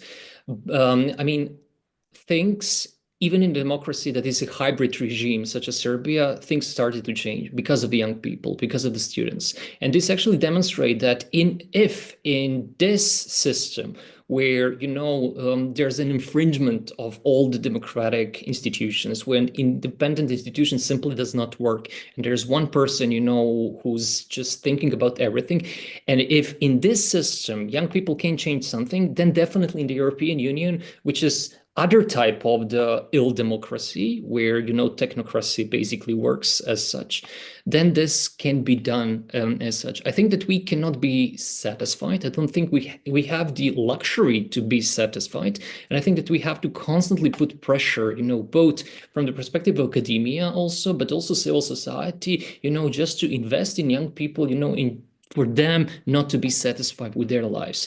COVID has produced lots of bad things, but one of the things that produced, and this is something that is really, we're struggling right now, it's that it withdrew young people into their private sphere. And it's incredibly difficult, you know, just to make them to go into a public sphere as such.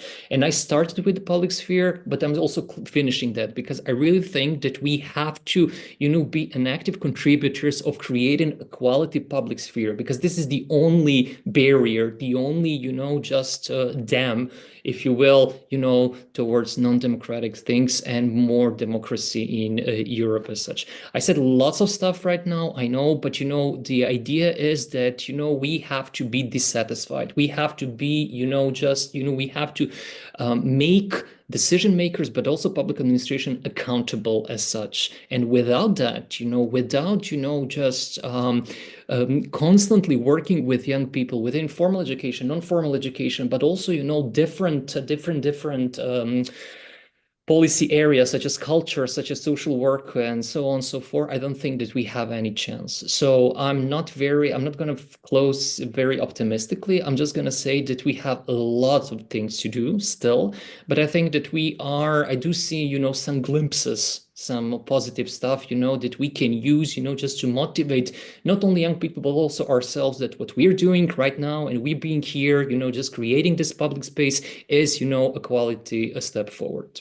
You want to say that shaping of Europe's future is coming from the bottom up, from the local initiatives of young people? For sure. I mean, to the topest policies. Absolutely. I think that, just decision makers, they often say young people are important, but they stop at that. And then, after that, of course, they're going to say that young people are important. I mean, who's going to say that they're not?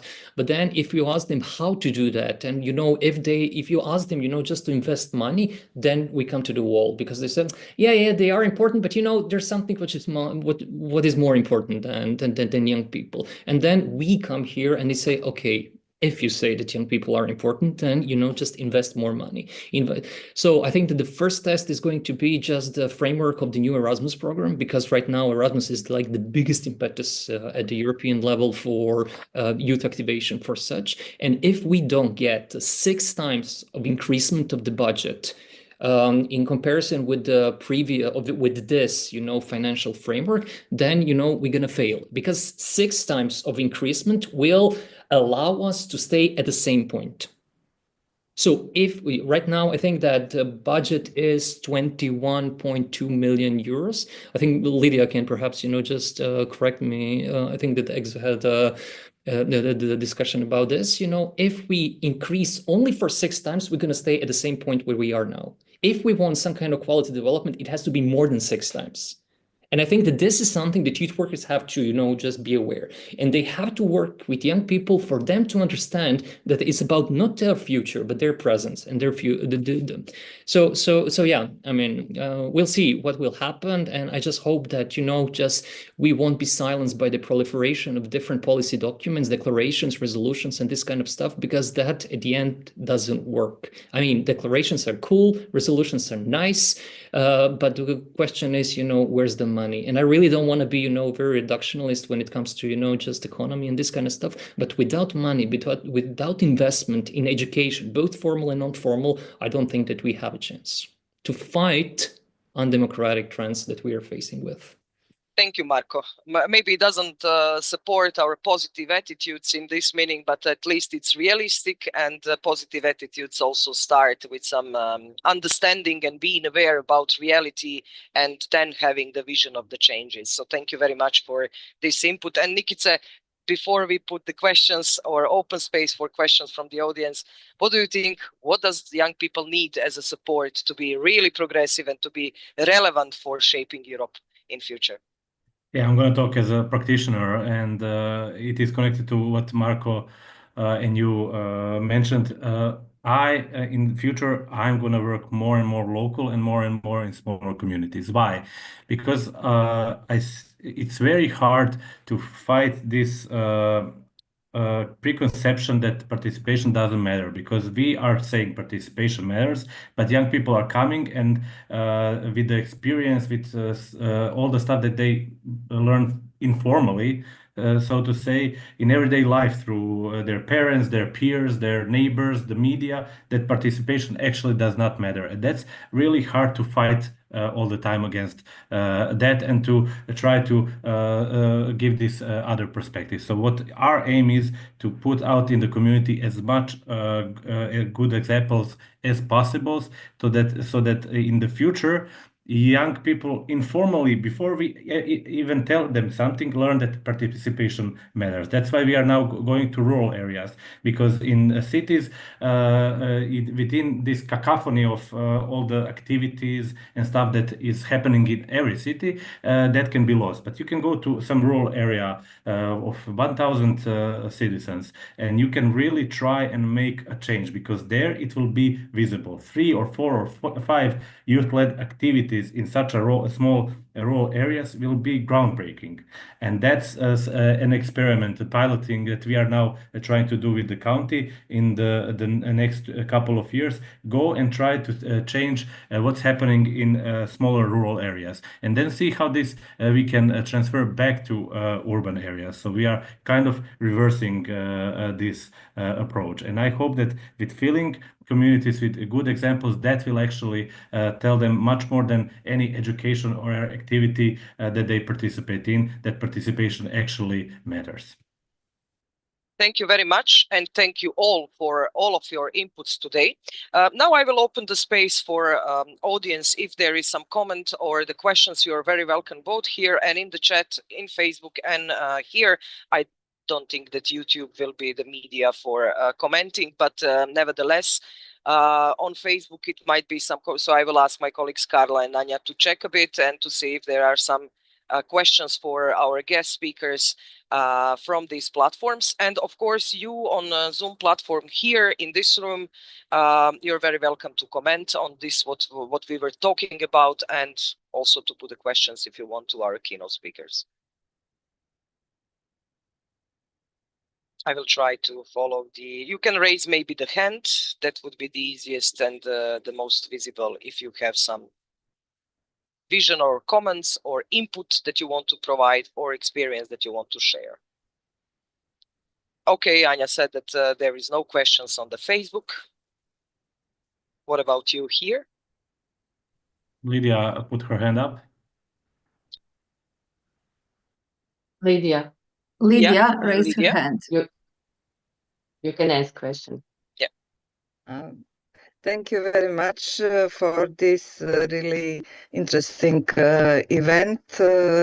It's good to hear all kind of different experiences and results in working with youth.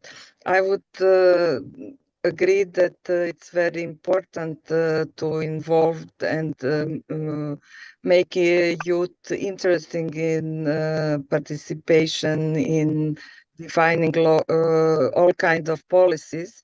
And I have actually 2 questions for our panelists. One is about maybe how to start in school, or how important is to start in school, maybe through, for example, volunteering activities, as we don't have that civic education yet in many schools. So through volunteering, it can be maintain interest for participation. And second question is in regards to new tools for participation, because we know that young people are not so interested in classic ways of participation, but we have digital tools like crowdsourcing platform and so on, how they see these possibilities. Thank you. Do you want to address to someone specific the question, or it's in general? So Ne, nije bitno. Ko god želi, hvala. Okay, so any of you, maybe comments? Maybe I can take the school question. Okay, yes, volunteering is a great tool, but I think that even before volunteering, we have to work on democratic school culture, because we have volunteer club. We have in some schools even a good model of civic education. We have by law obligation of student councils. in schools. So it's not only about the content, it's about the culture of the institution where that content is conducted. Because all of these activities can be very relevant, or they can be very shallow, very formal. So I think that if we want to teach students active participation from young age, we have to work with the educators, with teachers, and with the principals on democratic school culture to really give students, when they are volunteering, to volunteer in an area that is really relevant to their educational needs. If they are learning about, if they have civic education and they are learning about the theory of political literacy, human rights, etc., that they actually have the experience of advocacy, of changing school policy on what they learn, etc., etc. And that the student councils don't choose what the color of the hallways will be, but actually choose maybe extracurricular topics, communicate with the community, research community needs, etc., etc. So democratic school culture for me is the basic topic that we should all start from. And these are only content and forms of activity that are going to be supported by a good democratic culture, or they will not be if there is no democratic culture in school. Thank you, Nikice. Marko, Alexandra, maybe respond on the question about the methods or approaches or new ways how to get young people involved. If Alexandra, I don't know if you want, I mean, just go ahead. Okay. So just a little bit also about the first question. I completely agree with Nikice. I think that this is a prerequisite for civic education. And also, I mean, we do see the volunteering, I mean, volunteering is being seen as an activity that develops also civic competence and that it shouldn't be, you know, just framed within a caritative framework. And we also at the University of Rijeka recognize that. And just yesterday, I proposed a new class that is called Civic Education Methodology, where basically we are educating, you know, future teachers, which is going about, you know, how to implement different types of civic education, and volunteer clubs, you know, that exist in schools is one of the topics that are important. But also, you know, the whole first pillar is about the democratization of schools, because if you teach, you know, young people that, you know, democracy is important, and they, you know, experience that democracy is not present in their immediate, you know, surroundings, such as school, of course, this will not, you know, just fit very or align very nicely in their heads. But going back to the Lydia's question about the new tools, for sure. I mean, I think it's important, you know, just to keep in mind that digital tools are something that are that is very important, you know, for young people. But also, you know, we have to be aware that, you know, young people know much more about digital tools than we do. You know, I mean, they're much more prone towards, you know, AI and, you know, TikTok and this kind of stuff. This is something that I mean, AI, yes, to some certain extent, but TikTok, I've never, ever opened that. You know, I don't understand. And I'm the one, you know, dealing with young people. I'm studying young people, you know, I'm just, you know, learning them. So it's just very difficult, you know, just to find balance, you know, because what I can do is I can talk about the importance of being critical towards the content present in social media, about, you know, the responsible use of artificial intelligence. But this is not something that I'm feeling, you know, this is not, you know, I was raised in, okay, I really want to say in the analog age, but I did not, you know, I was a part of this digital age, but not as much as Gen Zs, for instance, where they, you know, they don't see the difference between reality and virtual thing as such. On the other hand, for me, this is something artificial. Okay, so TikTok, wow, big stuff, a big deal. You know, you have, you know, just 30-second videos. But for them, this is a part of their life. And I think it's very difficult for us, all of us working with young people, you know, just to experience and to immerse into that universe and try to be very authentic about this kind of stuff. So what we are doing is we're saying, okay, don't, you know, be aware that there are dangers when using social media and so on and so forth. But I think that, you know, stuff is going, these things are going to change when the Gen Zs become youth workers and or teachers as such, because then they will be much more authentic than me, Nikita, or Irena, you working with young people. I'm not saying that we're doing bad job. I'm just saying that we cannot comprehend that what's happening. But on the other hand, we have to, we have to be, on board with all the digital and technical stuff that are happening. But to be perfectly honest, and I'm talking about myself, for me, it's very difficult. I don't understand everything. I cannot keep up with all the technological advancements that are happening, let alone, to develop methodologically sound lessons and tools, that would correspond to the needs, ideas, and inspirations of young people. Super. Thank you, Marco. Alexandra, yes, please. Yeah, just one very quick response to what has been said. I mean, I totally agree with the democratic school systems. We see that a lot these days, that young people are saying, what are you talking about if this is not even in our own environment? And about the TikTok and the online tools, so we have a very good social, he's calling himself online street worker. And recently I've seen a talk of him saying, you can all be critical about TikTok, you can all tell me it's bad and it's full of risk and so ever, but what you cannot do is you cannot leave the young people alone there. So get your accounts and go for it and dive into it, because we have to. It's their world, it's all combined. We cannot just leave them alone on those platforms. Exactly. Yes, there are a lot of other things that we need to learn from, and also to change if we want to have perspective future in Europe and also of Europe, and also young people involved in it.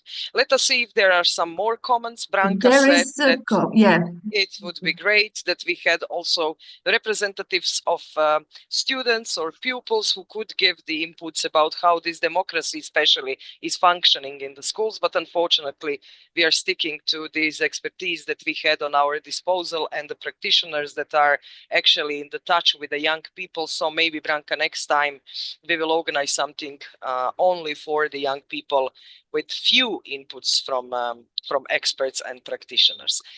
Is there any other question maybe or comment?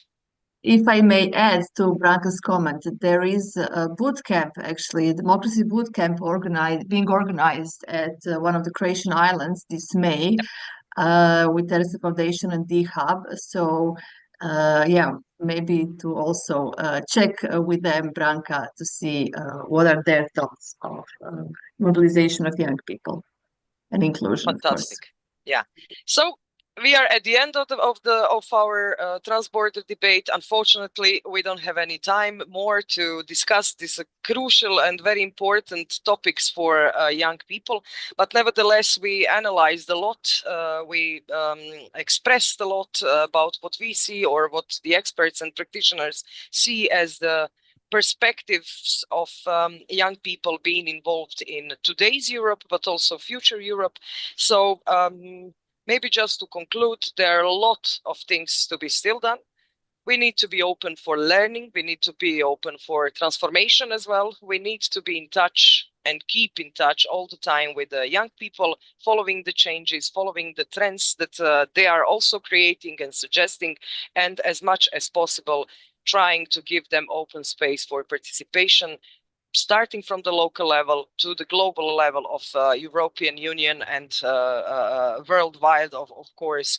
What I was enjoying in this is to hear your examples of what you did concretely in your societies for young people, how you act towards young people, and how you got them involved in very important processes about their lives. This is sometimes something that we are forgetting, or of the people who are making decisions are forgetting.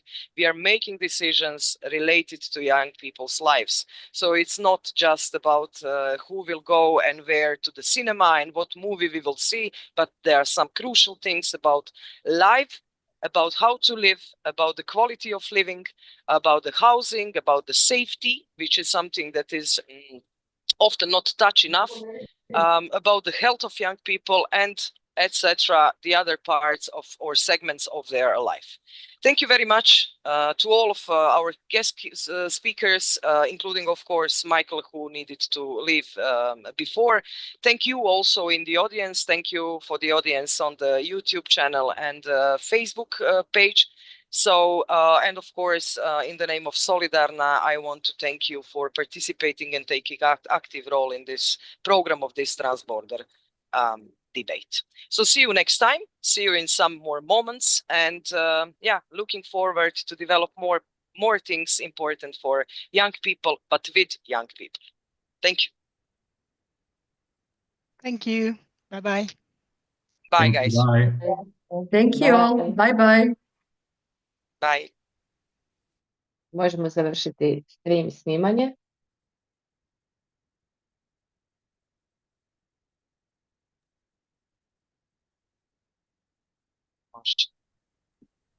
Hvala. Thank you all. Hvala svima. Ćeš da ostanemo ili? Pa možemo malo ostati. But now Aleksandra went, ja? Mhm. Možemo ostati malo, ali sad nam je ona otišla. Sačekajte, još ide stream, ide live. Mhm. Samo da ugasimo to.